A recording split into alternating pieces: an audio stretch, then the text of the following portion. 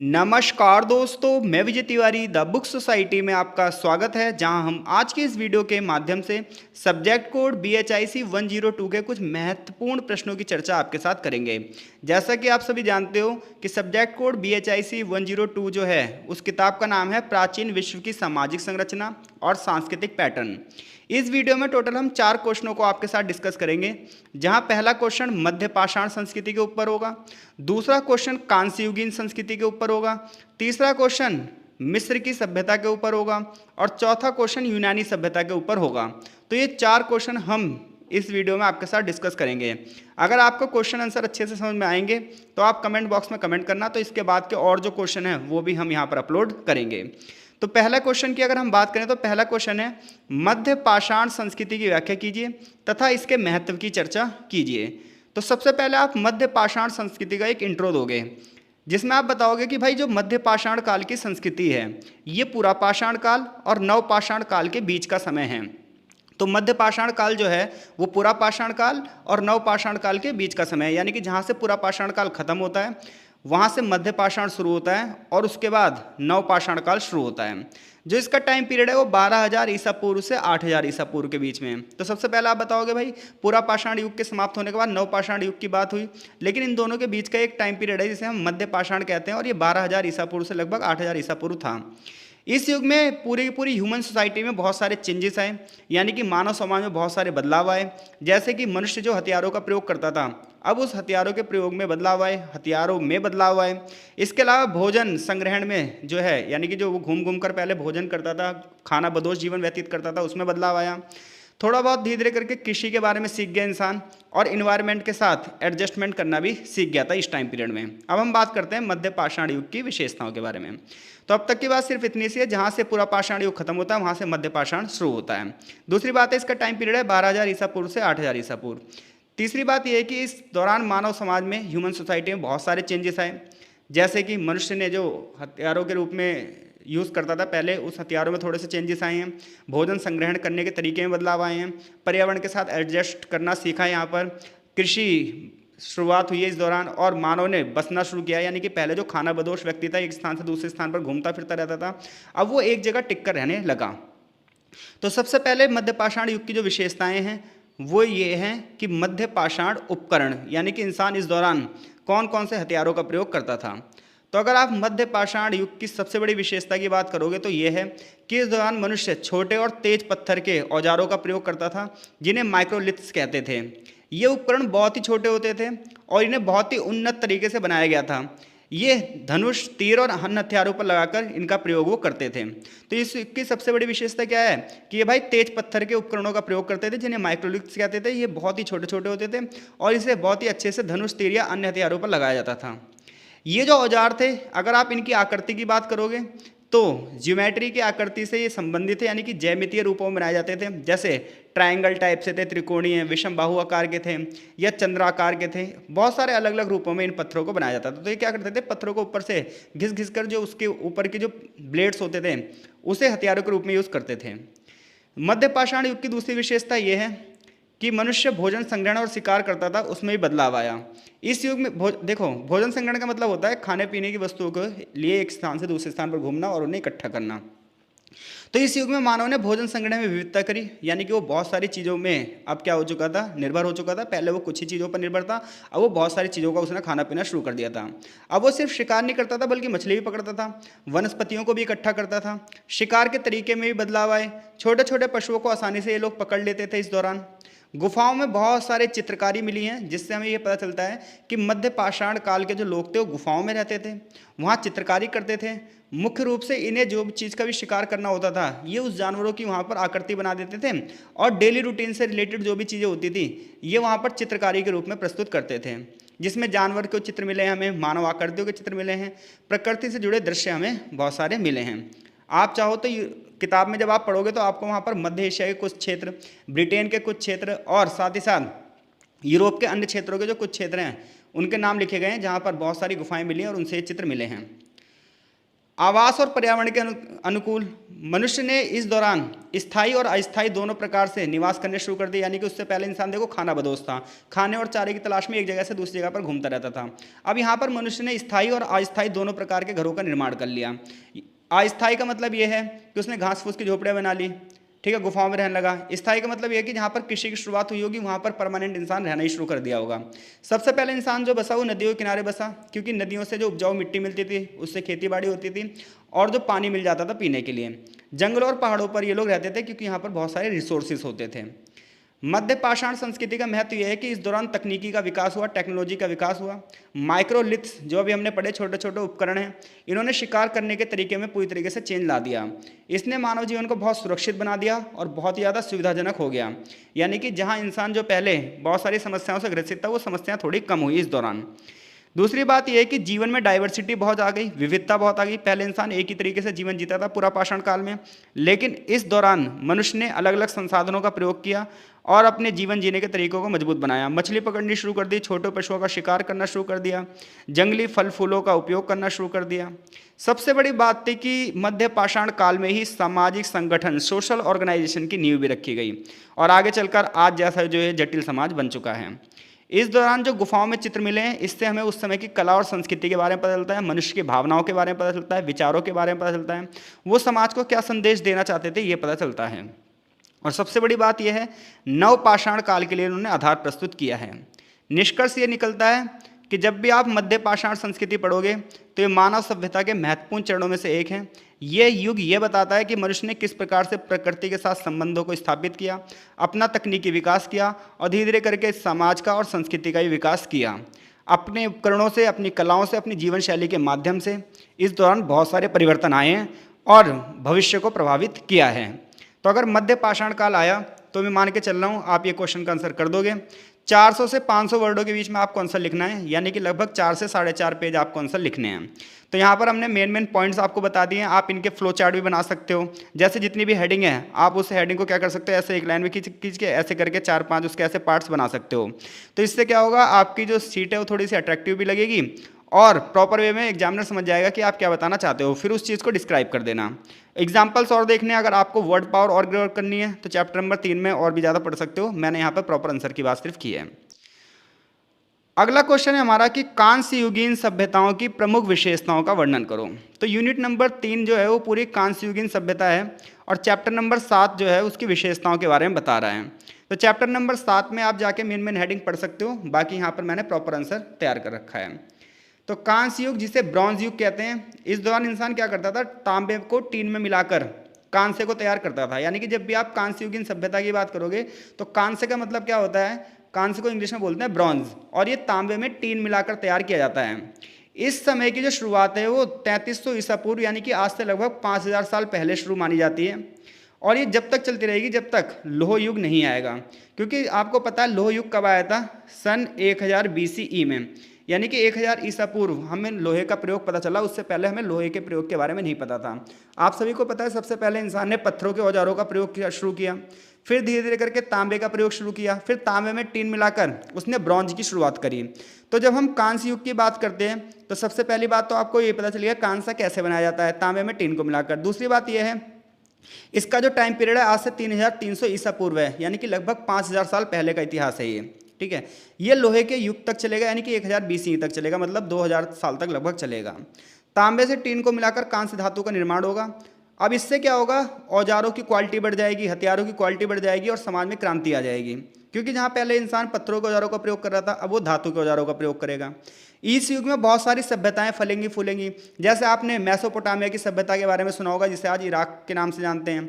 मिस्र की सभ्यता की बात हमने जो है चैप्टर नंबर जो है अगले में पढ़ेंगे ही, अगले क्वेश्चन में हम पढ़ेंगे ही। सिंधु घाटी सभ्यता, हड़प्पा सभ्यता के बारे में आप जानते हो। चीन की सभ्यता के बारे में आप जानते ही हो। तो मेसोपोटामिया की सभ्यता, मिस्र की सभ्यता, सिंधु घाटी सभ्यता, चीन सभ्यता जो है ये सब कांस्य युगीन सभ्यताएं हैं। इसी दौरान इनका उदय हुआ था।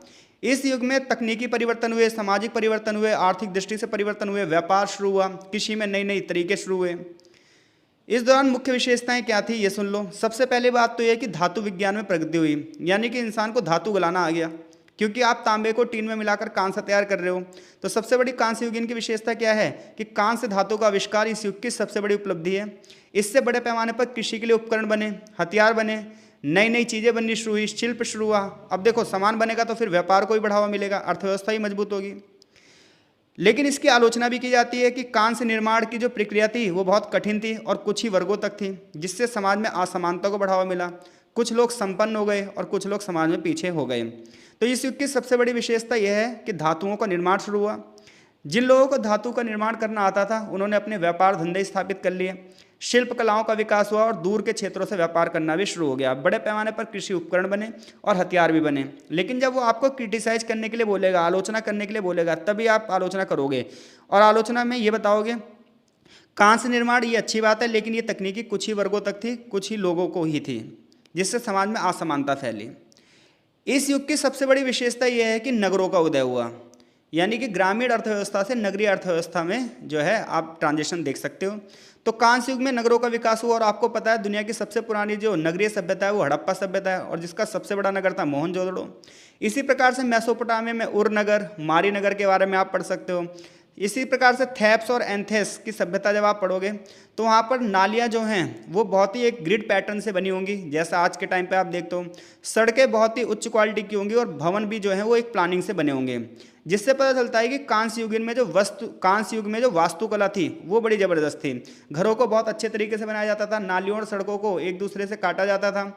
जो सड़कें थी वो खुली होती थी और नाली इस प्रकार से बनाई गई थी कि सारा का सारा गंदा पानी बाहर निकल सके। हालांकि शहरों का विकास हुआ। अब आप इसकी आलोचना करोगे, ध्यान रहे आलोचना जब भी करना जब क्वेश्चन पेपर में वो आलोचना करने के लिए पूछे, नहीं करने के लिए बोले तो आलोचना मत करना, इसी पॉइंट्स को और बढ़ा देना। आलोचना यह है कि शहरों का विकास हुआ, लेकिन विकास असमान था। कुछ क्षेत्रों में शहरों में विकास हुआ जबकि ग्रामीण क्षेत्रों पर ध्यान नहीं दिया गया। ग्रामीण क्षेत्र निर्धन होते गए और शहरी क्षेत्र विकसित होते गए। तीसरी विशेषता कांस्य युगीन की यह है कि राजनीतिक संगठन मजबूत हुआ। यहाँ पर जो है राज्य की उत्पत्ति हो गई, ठीक है, राजा का पद शुरू हो गया और समाज में न्याय व्यवस्था शुरू हो गई। तो इस युग में राजतंत्र की व्यवस्था शुरू हुई। मिस्र में फराओ, मेसोपोटामिया में राजा और सिंधु में प्रशासनिक केस इसके उदाहरण हैं।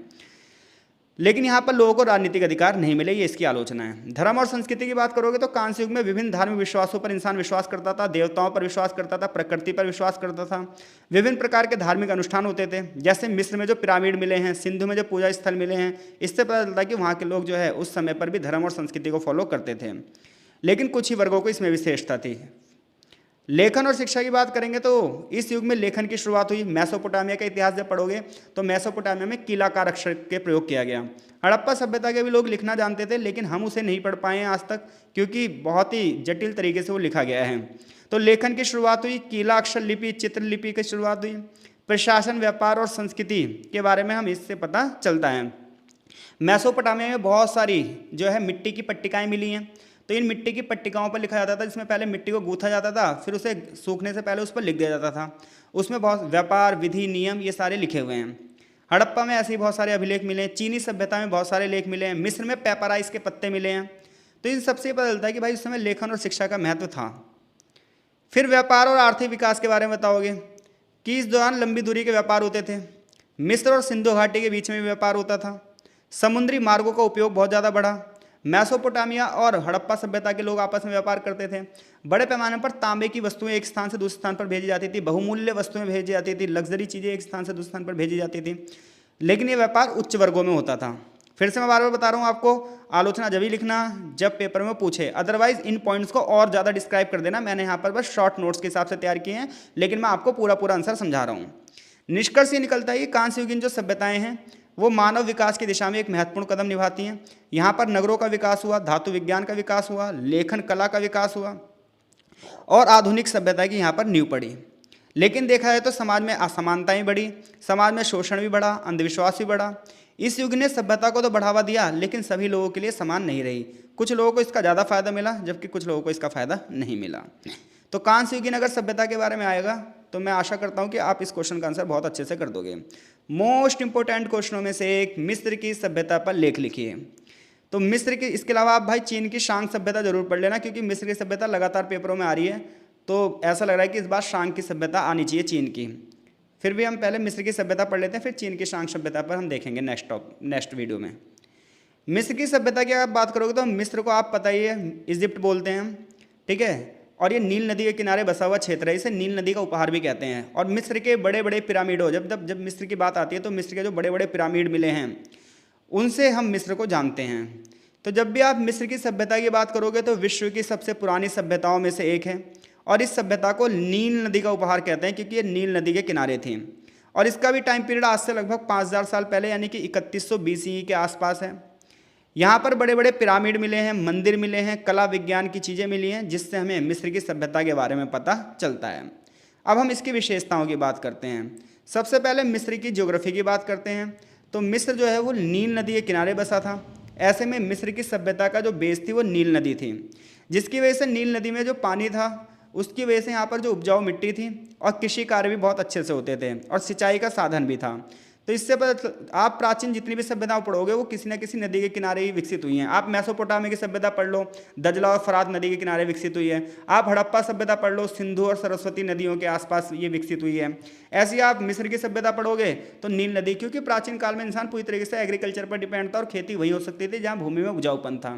तो ऐसे में अगर मिस्र भी नील नदी के आसपास विकसित हुआ तो इसमें कोई बड़ी बात नहीं है, क्योंकि उपजाऊ भूमि का आधार होती है नदियाँ।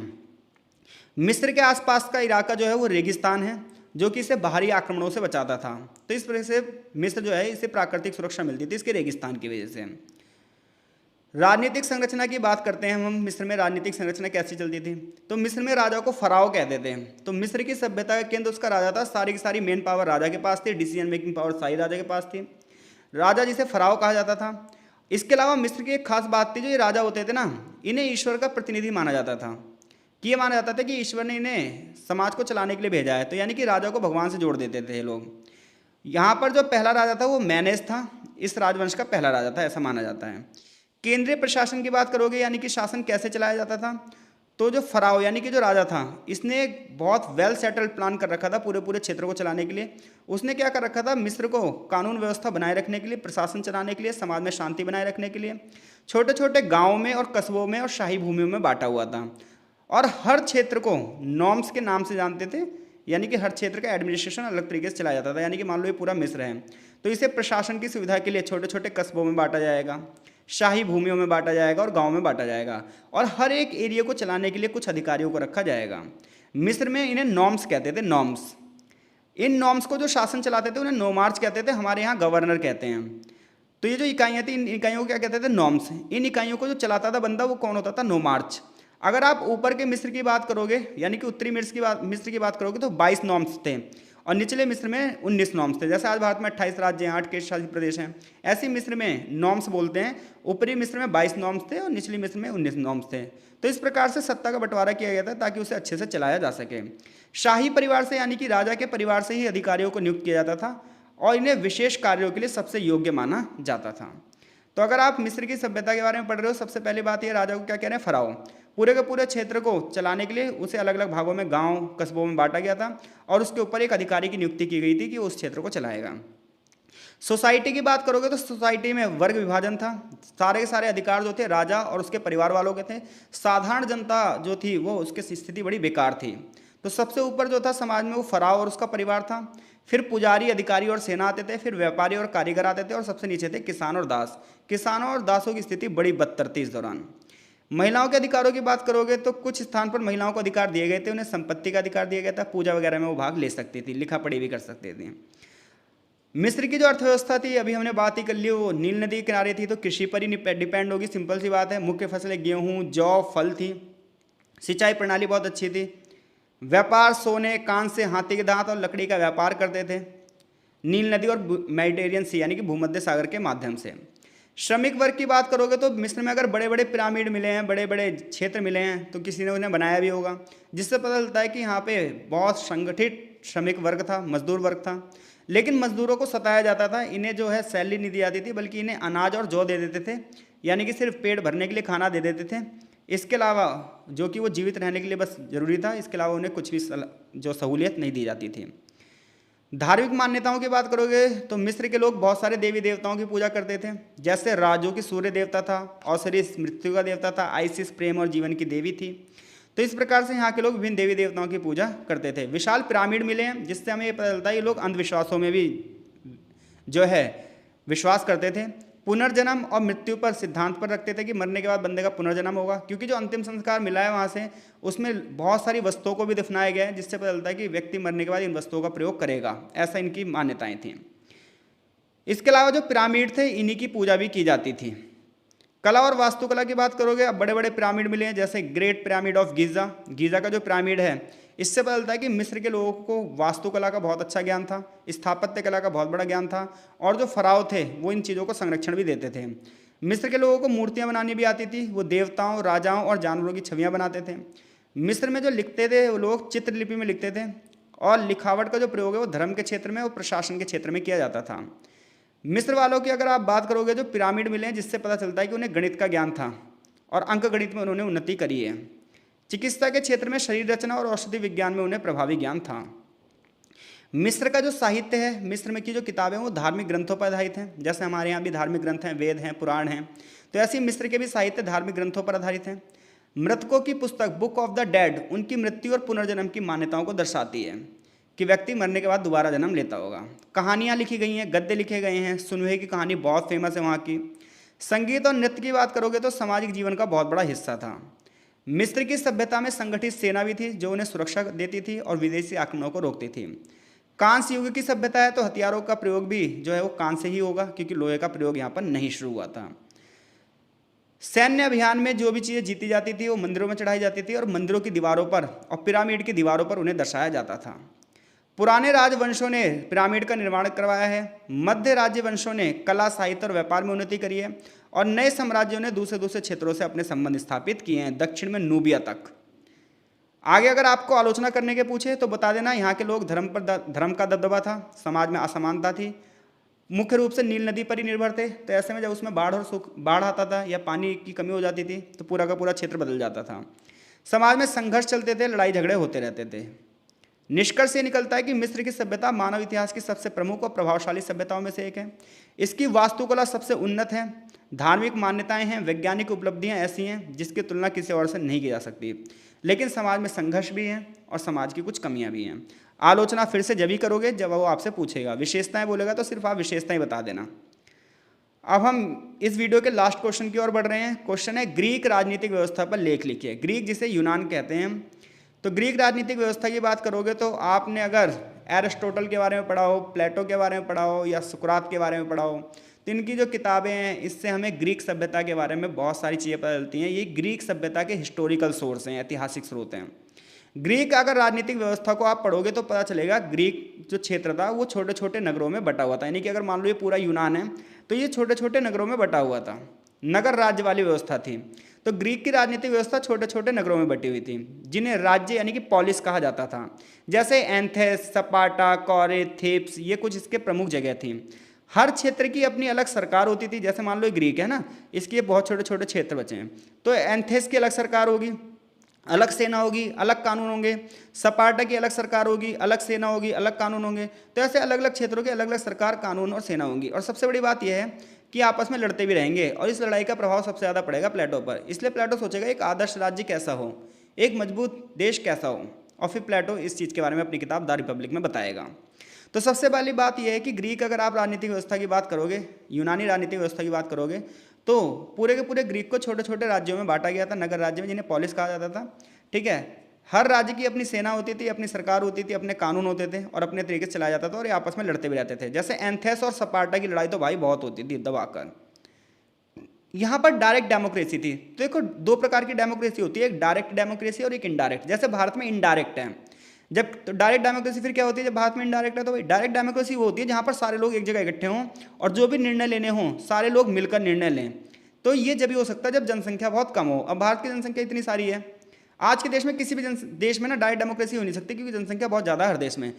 लेकिन एंथेस की बात करोगे, स्पार्टा की बात करोगे, तो टोटल जनसंख्या उस समय 400, 500, 700, 1000, 5000, इससे ज़्यादा नहीं थी।